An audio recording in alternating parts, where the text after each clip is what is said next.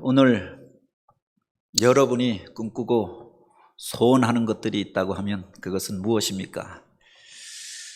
사람마다 그렇게 되기를 원하는 꿈이 있고 또 간절한 소원들을 가지고 이 세상을 살아가지요.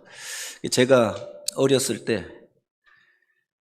처음 가졌던 꿈이 있다고 하면은 바로 사관학교에 들어가서 군인이 되어지는 꿈을 꾸었던 것 같습니다. 그때 TV를 켜면 군인들이 TV에 많이 나왔고, 또 생각해보면 제가 시작했던 꿈이 아니라 우리 아버지가 심어주었던 꿈이었던 것 같아요. 너는 사관학교에 가라. 그래서 군인이 되라. 대장이 장군이 되어야 한다. 그렇게 어려서부터 주입해 주셨던 것 같습니다. 그래서 그렇게 되기를 꿈꾸고 소원하였던 적이 있습니다. 나중에 학교에 야구부가 만들어져서 제가 야구부원이 되어졌는데, 그때는 고등학교 야구가 유명하여서 스타들도 많고 또 프로 야구가 준비되어지던 때였습니다. 그때는 유명한 야구 선수가 되어져서 또 인기 있는 사람, 스타가 되어야겠다, 또 그런 꿈을 꾸었던 적도 있습니다. 중학교 한 3학년 때쯤인가요? 여름 수련회 때 하나님의 분명하신 부르심과 또 환상을 보고 그때 주의 종이 되겠다라고 서원하였는데, 그 이후부터 그것이 저의 인생의 비전이 되어지고 또 여기까지 저를 이끌어온 그 삶의 목표와 소명이 되어졌습니다. 사람을 이끌어가는 어떤 꿈이 있잖아요.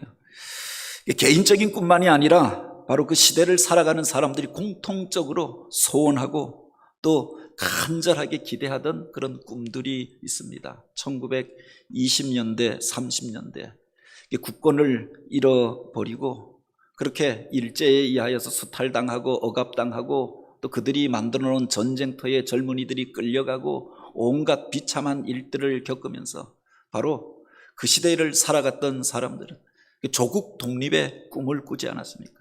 민족 해방의 꿈을 꾸고 독립되는 그날을 그토록 사모하고 기다리고 또 그래서 자기 몸을 바쳐서 헌신하였던 이들도 있습니다. 1950년대, 60년대를 살아왔던 분들은 그 전쟁의 폐허 가운데에서 바로 그렇게 가난을 벗어나 보고자, 무너진 나라를 재건하고자 그렇게 애쓰면서 그렇게 고깃국에 흰밥 먹는 것이 꿈이었고, 잘 살아 보세. 그래서 조국의 근대화를 위하여서 사우디로 또 중동으로 무슨 독일로 광부로 가고 그렇게 잘 살아보기 위하여 애쓰고 수고하고 그렇게 달려왔던 그런 시간들이 또한 있습니다. 1970년대, 80년대에는 그 시대를 살았던 젊은이들은 그렇게 자유와 민주주의에 대하여 목말라 하면서 아침 이슬을 부르고 그날이 오면 한날의 꿈은 아니리 그렇게 민주주의를 외치고 자유를 목 놓아 불렀던 시기도 있었습니다. 생각해보면 그 모든 것들이 다 이루어진 시대를 우리가 살아가고 있잖아요. 독립된 나라에서 번영한 국가에서 마음껏 자유를 누리면서 민주주의를 구가하며 살아갑니다. 거리에서 누가 대통령을 욕하고 조롱하고 비아냥거려도 잡아가지 않는 나라가 되어졌습니다. 먹을 것이 없어서 굶주리고 그래서 끼니를 걱정하는 사람들은 없어져 버린 시대에 살아가고 있습니다. 그런데 과연 우리가 지금 행복한가라고 하는 그 기쁨과 그 즐거움을 누리면서 우리들은 살아가고 있습니다. 1945년 8월 15일 어느 날 갑자기 이 땅 가운데 해방이 찾아오게 되어졌습니다. 그것을 얻기 위하여 수많은 사람들이 피 흘리고 죽고 간절히 사모하며 그렇게 기다려왔는데, 그날이 선포되어지고 수많은 사람들이 거리에 나와서 만세를 부리고 그 해방의 기쁨을 누렸습니다. 그런데 모두가 다 기뻐했던 것이 아니라 어떤 이들은 그때 숨죽이고 살 방도를 찾고 몸둘 곳이 없어서 그렇게 이전에 자기가 하였던 일들을 포장하고 숨기고 또 지워야만 했던 이들도 있었다. 자유를 얻고 해방이 되어졌지만 사실은 그 이후에 극심한 혼란이 이 땅 가운데 찾아오게 되어졌잖아요. 좌우가 갈등하고 서로 죽고 죽이고 결국은 그렇게 동족 상잔의 전쟁으로 치달아 가게 되어지기도 하였습니다. 과연 오늘 우리들은 무엇 때문에 독립을 그토록 사모하고 또 해방을 꿈꾸었는가? 민주주의가 되기를 그토록 목놓아 불렀는데 무엇을 위하여서 오늘 우리가 그렇게 투쟁하고 싸우고 살아왔는가? 그 속에 우리 현대사의 질곡이 담겨져 있는 것 아닙니까? 우리나라와 흡사한 역사의 과정들을 겪어왔던 나라가 이스라엘이라고 하는 나라입니다. 우리보다 훨씬 이전에 분단을 겪고 남북이 갈등하는 일들이 있었고 또 그것으로 인하여서 남과 북이 다 멸망하여서 포로가 되어지고 이방 땅에 끌려가서 그렇게 노예와 같이 살아야 했던 이들, 또 식민지 시절을 겪어야 했던 나라가 바로 이스라엘 사람들이었습니다. 지금으로부터 2500년 전 이스라엘이라고 하는 나라가 남북으로 갈라져서 싸우게 되잖아요. 북이스라엘이 먼저 멸망하고 남유다도 결국 BC 586년 바벨론에 의하여서 멸망하고 몇 차례에 걸쳐서 바로 이스라엘 사람들이 그것으로 포로로 끌려가게 되어집니다. 그들에 의하여서 창시 계명을 요구받고 바빌론식으로 이름을 다 바꾸라고 하였고 그 전에 하나님을 섬기던 백성들이 예배하고 안식일을 지키고 율법을 지키는 것이 금지되어졌고 그들이 벌여놓은 전쟁에 저들이 동원되어지고 유그라데 대운하를 건설하는 일들에 그들의 성벽을 세우는 일들에 그들이 동원되어졌습니다. 그들에 의하여서 종노릇하면서 온갖 수모와 모욕과 고난의 세월들을 지나야 했던 것 아닙니까? 우리가 일제에서 36년 동안 식민지가 되어졌다. 저들은 70년 동안 그 식민지 생활을, 포로 생활을 지나야 했던 것 아닙니까? 그 속에서 70년이 지나면서 자기 이름도 바꾸어버리고 민족의 정체성도 잃어버리고 원래의 신앙도 떠나버렸던 많은 사람들도 있었습니다. 그런데 어느 날 갑자기 그들 가운데 해방이 찾아오게 되었던 것 아닙니까? 바로 동방에서 고레스라고 하는 왕이 일어나서 듣도 보도 못한 이 파사라고 하는 나라, 페르시아라고 하는 나라가 메대와 연합하여서 이제 거대한 제국이었던 바빌론을 멸망시켜 버린 겁니다. 어느 날 갑자기 해방이 찾아오고 더구나 이 고레스라고 하는 사람은 하나님을 경외하던 왕이었기에 이스라엘 백성들로 바로 자기의 땅으로 돌아가도록 그렇게 귀한 명령을 내렸던 겁니다. 이전에 잃어버렸던 그 모든 것들, 바로 바빌론 사람들이 예루살렘을 그렇게 함락시키면서 약탈하였던 그 모든 것들을 가지고 돌아가라라고 칙령을 반포하였던 거죠. 그때의 감격, 그때의 기쁨을 노래한 시편이 바로 시편 126편입니다. 여호와께서 시온의 포로를 돌려보내실 때 우리는 꿈꾸는 것 같았도다. 그때 우리 입에는 웃음이 가득하고 우리 혀에는 찬양이 찼었도다. 그때 문나라 가운데서 말하기를 여호와께서 그들을 위하여 큰 일을 행하셨다 하여도다. 도저히 믿겨지지 않는 일들이 벌어진 겁니다. 이게 꿈인가 생신가? 그러면서 그들이 자기 땅으로 고국으로 돌아오게 되었다고 합니다. 그들 입에는 웃음이 가득하였고 터져나오는 기쁨을 주체할 수가 없었고 그 메마른 길을 지나면서도 찬양하며 그들이 돌아오게 되어졌음을 이야기합니다. 많은 나라들이 대체 이런 일이 어떻게 가능한가? 70년 전에 이 역사 가운데서 지워져 버렸던 나라가 다시금 회복되어지고 노예가 되어졌던 백성들이 잃어버렸던 그 모든 것들을 되찾아 그 많은 것들을 얻고 자기 나라로 돌아가게 되어지는 이런 일들이 어떻게 가능한가? 진짜 저들이 믿는 하나님이 계신가 보다 하나님이 아니면 이런 일들이 불가능하다. 그렇게 이야기하게 되었다고 하는 겁니다. 어떻게 불가능해 보이던 그 일이 현실이 되어질 수 있었습니다.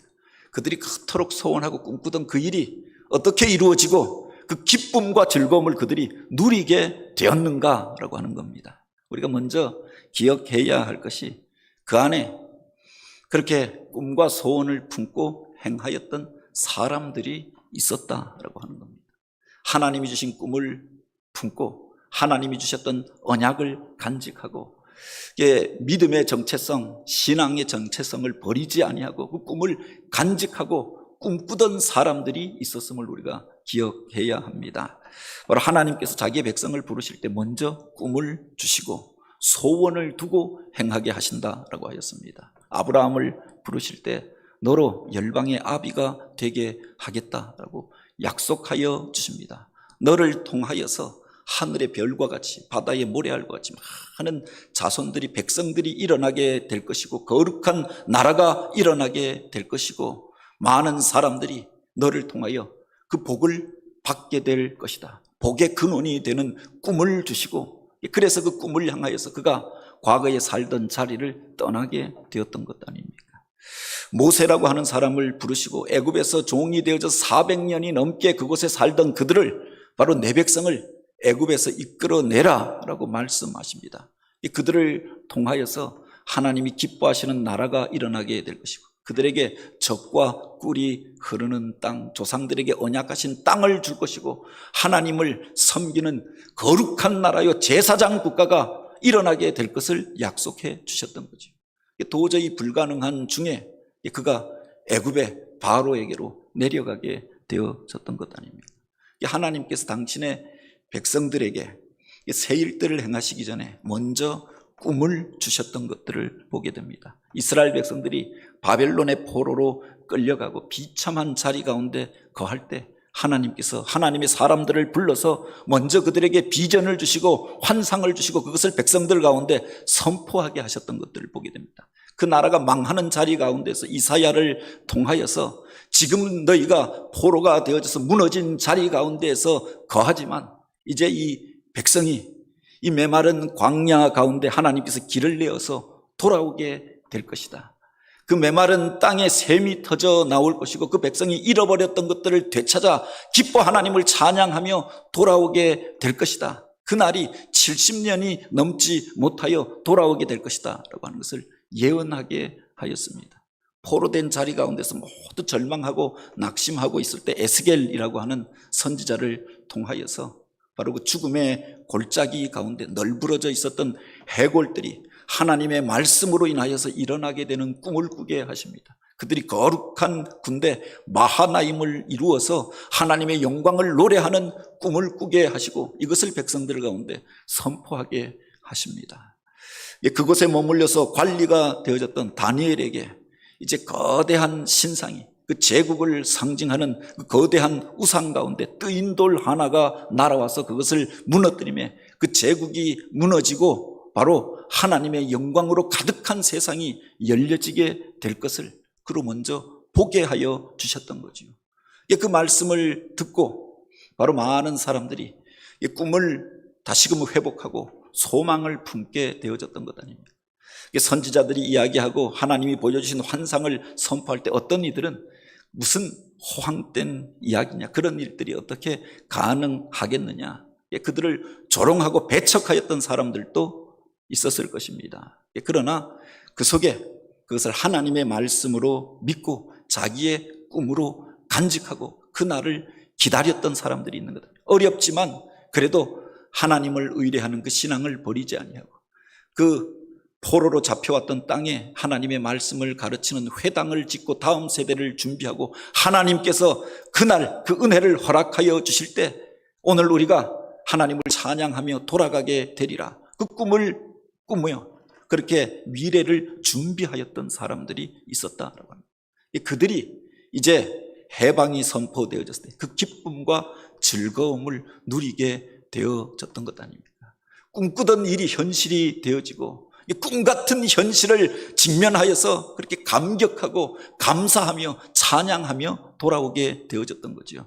그런 일들은 불가능하다라고 생각하여서 바빌론식 이름으로 바꾸고 그들과 똑같이 살아가고 그것에서 집짓고 그것에 머물러서 영원히 살고자 하였던 이들은 바벨론이 멸망할 때 그들과 함께 멸망하게 되어졌다라고 합니다. 우리 민족의 역사를 보아도 그렇잖아요. 처음에 그렇게 의기를 품고 나라의 독립을 위하여 애쓰던 사람들도 이제 20년, 30년대가 지나고 40년이 되어졌는데, 30년이 넘어섰는데 해방될 기미는 보이지 않고 오히려 일제는 우길승천의 기세로 만주사변을 일으켜서 만주국을 세우고 중국을 침략하여서 중국의 주요한 부분들을 다 장악하고 동남아로 그 영향력을 끼치고 그 나라들을 정복하게 되어집니다.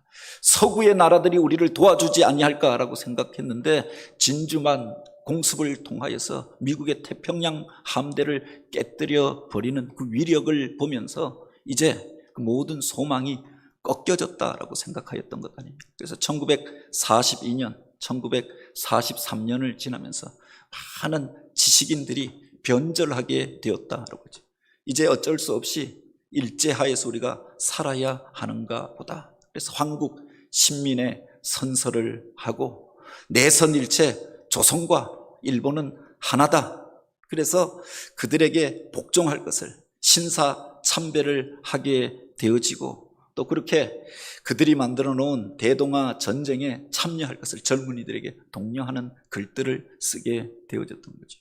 그 희망을 포기하고 여기에 협력하고 민족의 정체성을 버리고 또 신앙의 순수함을 버리고 그렇게 신사참배를 하였던 사람들, 해방이 되어졌을 때 그 기쁨을 누릴 수가 없었던 것 아닙니까?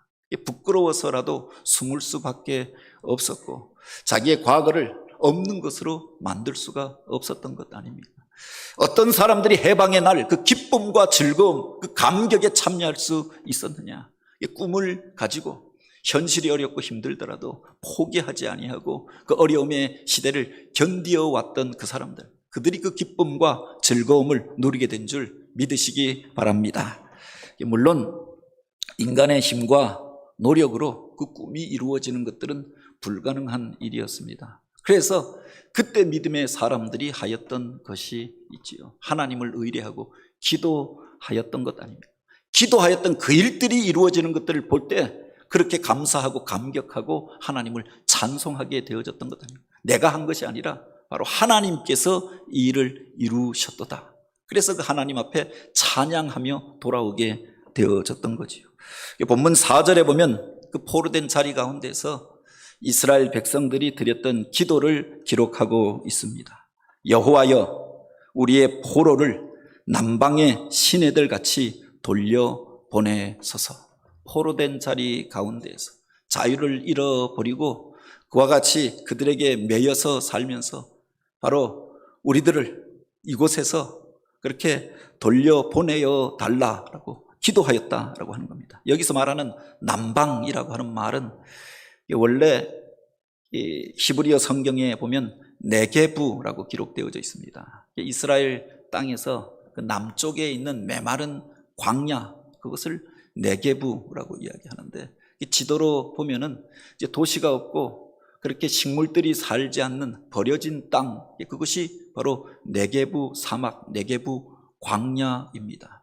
지금 우리들의 처지는 네게부와 같이 버려지고 메마른 자리 가운데서 궁핍한 자리 가운데서 비참한 삶을 살고 있고 생명이 없는 자리 가운데 거하고 있습니다. 그런데 바로 이 네게부의 사막 가운데 이제 우기가 되어져서 하늘에서 비가 내리는 겁니다. 이 비가 하루, 이틀, 3일 그렇게 계속하여 내리다 보면 메마른 그 광야 가운데 강이 생기게 되는 겁니다. 이것을 가리켜 와디라고 합니다. 평상시에는 메말라 있던 곳에 이제 우기가 되어져서 비가 내리면은 강이 형성되어지는 거지요. 네게부 시내가 만들어지는 겁니다. 물이 흘러가면서 메마른 땅에서 이제 풀들이 그곳에서 다시금 돋아오르게 되어지고 그리고 그곳으로 푸른 초장이 만들어지는 겁니다. 이 우기가 지난 다음에 그래서 유대의 목동들은 이 네게부 광야로 양떼를 몰고 나가게 되는 겁니다. 사람이 살 수 없고 생명이 살 수 없는 곳인데 이제 그곳에 물이 넘쳐나고 풀이 우거진 곳으로 바뀌어지게 되어지는 거죠. 이것처럼 오늘 우리가 지금 메마른 자리 가운데 생명이 살 수 없는 자리 가운데 죽은 것 같은 자리 가운데 거하게 되어졌지만 하나님께서 은혜의 단비를 내려주셔서 하나님께서 역사하여 주셔서 남방의 시내가 흐르는 것처럼, 메마른 땅에 시내가 흘러 넘치게 되고 생명이 살아나는 것처럼 오늘 우리가 그렇게 살아나는 일들이 있게 하옵소서. 그곳에서 그들이 그토록 주님 앞에 기도하였다라고 하는 겁니다. 특별히 여기에 보면 포로라고 번역된 말이 슈바라고 하는 히브리어인데, 이 말은 그렇게 포로라고 하는 말로도 번역되지만 더 많이 사용되어지는 말이 운명이라고 하는 말입니다. 그렇게 해석하면 이렇게 되는 겁니다. 여호와여, 우리의 운명을 이 네게브의 시내와 같이 바꾸어 주옵소서. 지금은 메마른 자리 가운데서 궁핍하게 이와 같이 생명 없는 삶을 살 수밖에 없지만 하나님이 역사하셔서 우리의 운명이 바뀌어져서 생명력 넘치는 삶으로, 그래서 그곳에서 다시금 생명이 움돋아 오르고, 그래서 많은 이들이 찾고 하나님의 영광을 노래하는 생명 있는 자로 살게 하옵소서. 우리 운명을 바꾸어 달라 기도하게 되어졌던 거죠. 인생을 바꿀 수 있는 분이 누구십니까? 물론 우리가 노력하여서 조금 더 나은 삶을 살 수 있습니다. 근본적인 인생의 운명을 바꾸어 주시는 분이 하나님이 아니십니까? 민족의 운명을 바꿀 수 있는 이도 하나님이시라 고백하면서 우리 민족의 운명을, 이 나라의 운명을 바꾸어 달라라고 기도하였던 거죠. 오늘 우리가 내 능력 가지고, 내 경험을 가지고 일하려고 하면 그 수준에서 일하게 될 것입니다. 내가 경험한 만큼, 내가 생각한 만큼 그 일을 하게 되는 것 아닙니다. 그런데 우리가 하나님 앞에 기도하게 될 때 하나님의 능력의 차원에서 하나님의 지혜를 품고 하나님이 행하시는 그 일들을 우리가 감당하게 되는 거죠. 우리가 인생의 한계 가운데 봉착하게 되어졌을 때 믿음의 사람들이 할 수 있는 특권이 바로 여기에 있지 않습니까? 그 문제를 하나님 앞에 맡기고 기도할 수 있다라고 하는 겁니다. 이 역사를 바꿀 수 있는 분, 인간의 운명을 바꿀 수 있는 분, 오늘 우리의 생명을 주관하시는 그 하나님 앞에 맡기고 기도하였더니 하나님께서 역사하셔서 그들의 운명이 바뀌어지는 일들이 일어나게 되어졌던 거죠. 이 나라 가운데 역사의 어둠이 가득하였을 때 그렇게 이 땅의 해방을 위하여, 독립을 위하여 애쓰고 수고한 이들이 있습니다. 그런데 그 독립이 그 수고와 피 흘림을 통해서 온 것이 아니잖아요. 물론 그 전에 만주에 가서 두만강을 건너 그곳에서 총을 잡고 일제에 대항하여 싸웠던 사람들이 있습니다. 처음에 봉오동 전투의 승리도 있었고 청산리 전투의 승리도 있었습니다. 그런데 이제 일제에 의하여서 대대적인 반격이 시작되어지면서 더 이상 간도에서, 만주에서 그들과 맞서 싸울 수 없는 처지에 이르게 되어졌던 것 아닙니까? 만주 참변이 일어나고 자유시 참변을 겪으면서 그들이 피할 곳이 없어서 소련 국경을 넘어갔다가 또 그곳에서 무장 해제를 당하고, 그래서 홍범도 장군 같은 분은 그곳에서 또 끌려서 주앙아시아에 가서 버려졌던 사람들, 그들이 바로 고려인들이 아닙니까? 조선 사람들이 그들을 의지하고 갔는데 일본 사람들과 똑같이 생겼고 그들 중에 친일파가 있더라. 그래서 조선 사람은 믿을 수 없다. 그래서 연해주에 살지 못하도록 그렇게 만들어 버렸던 것 아닙니까? 인간의 능력으로 맞서서 싸웠던 이들도 있지만 그럴수록 인간의 한계를 절감할 수밖에 없었던 거지요.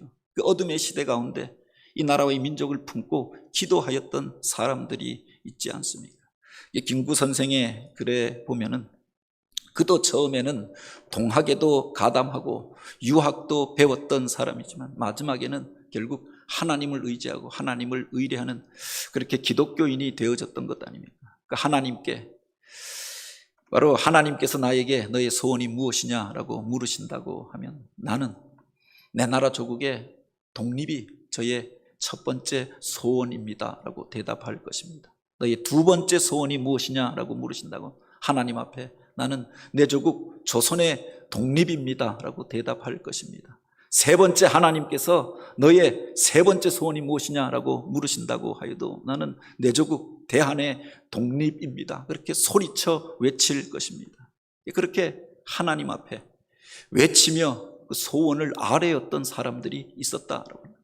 안중근 의사가 어찌 보면은 극단적인 독립운동을 한 것 같지만 그도 기독교인이 아니었습니까? 그래서 마지막 그 유서에 보면은 하나님 앞에 드리는 글, 고백이 담겨져 있고 어머니에게 남기는 편지가 있지요. 내가 이제 천국에 가서 그곳에 머물러 살지라도 내 나라 조국이 독립되어진다고 하면 그곳에서도 기뻐하며 춤추며 노래할 것입니다. 그렇게 고백하였던 거죠. 어둠의 시대 가운데 민족을 깨우는 일들을 하였던 사람들 가운데 수많은 기독교인들이 있었던 것 아닙니까?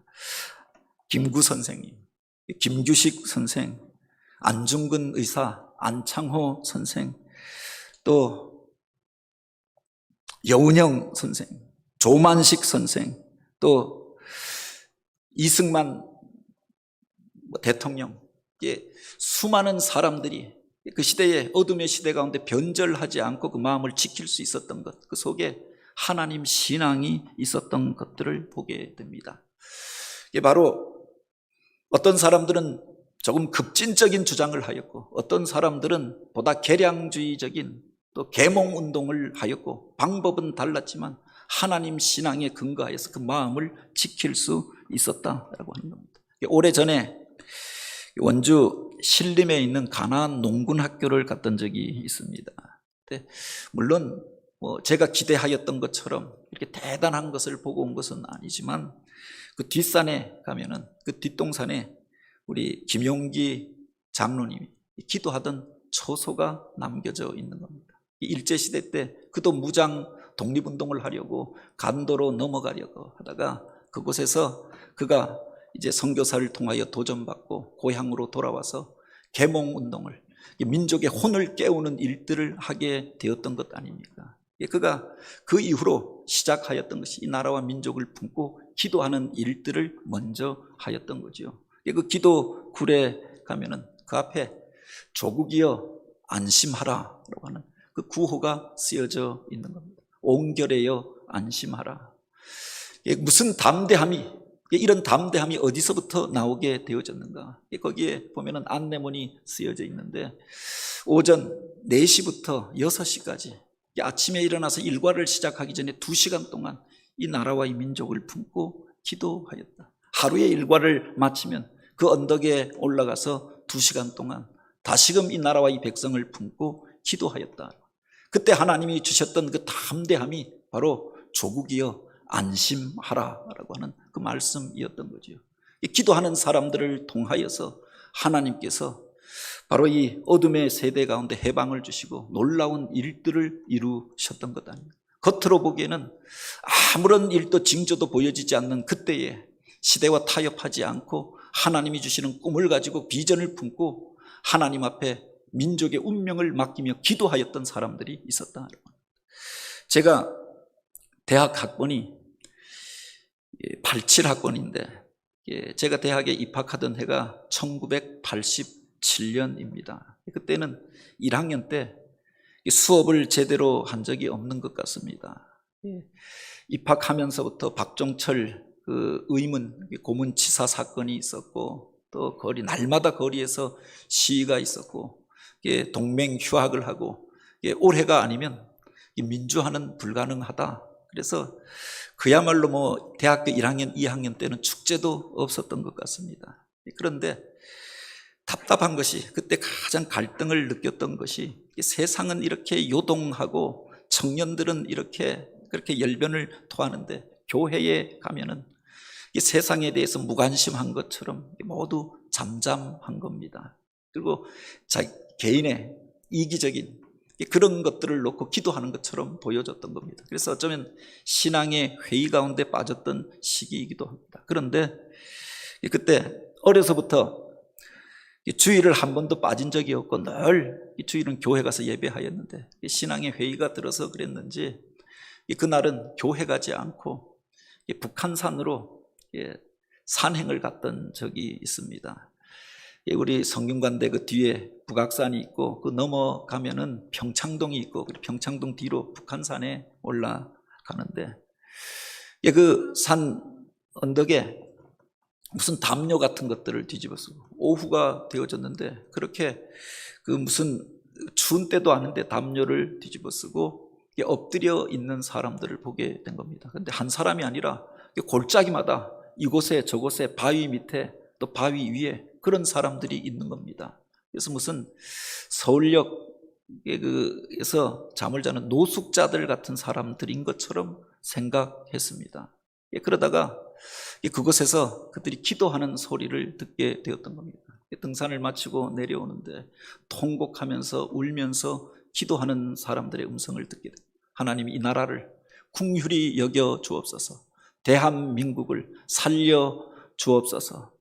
피 흘림이 아니라, 싸움과 갈등이 아니라 평화의 방법으로 이 나라를 회복시켜 주시고 주님의 공의가 흐르는 나라가 되게 하시고 인간의 인권이, 인간의 존엄성이 인정받는 그런 나라가 되게 하옵소서. 이 나라를 살려 주옵소서.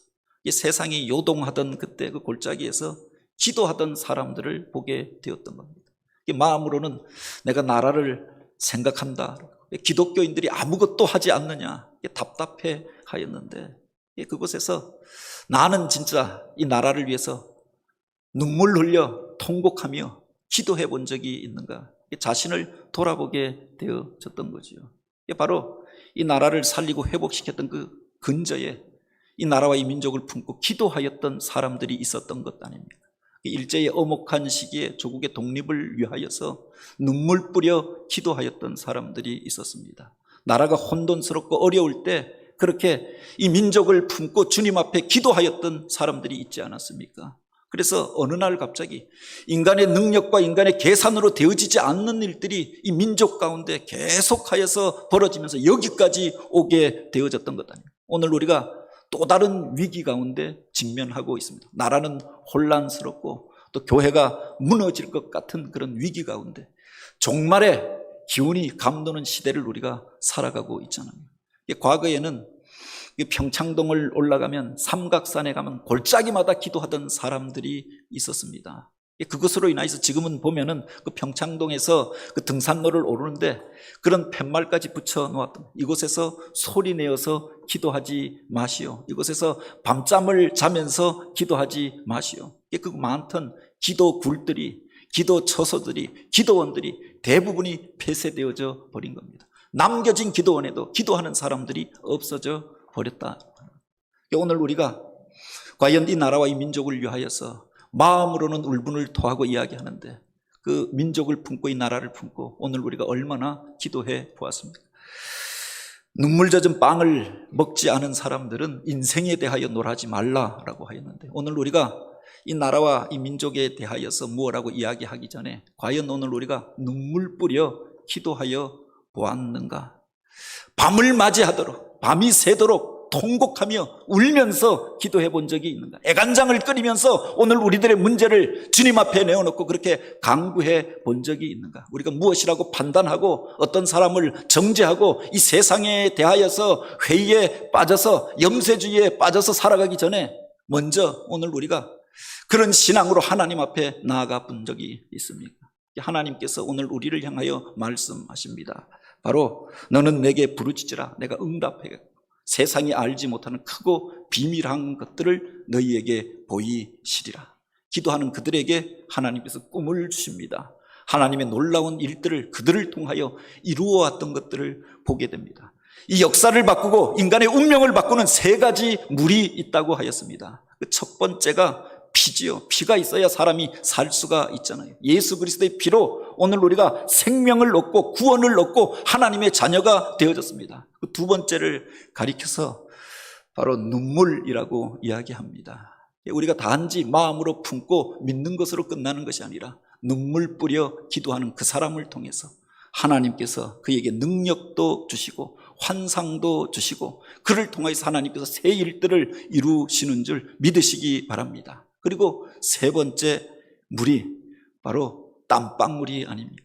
하나님께서 확신 주실 때 그것이 하나님의 뜻이 분명하다고 하면은 그렇게 눈물을 흘리면서라도 씨앗을 뿌려야 하는 것 아닙니까? 눈물을 흘리며 씨를 뿌리는 자는 기쁨으로 거두리로다. 울며 씨를 뿌리러 나가는 자는 반드시 기쁨으로 그 곡식의 단을 가지고 돌아오리라 라고 하였습니다.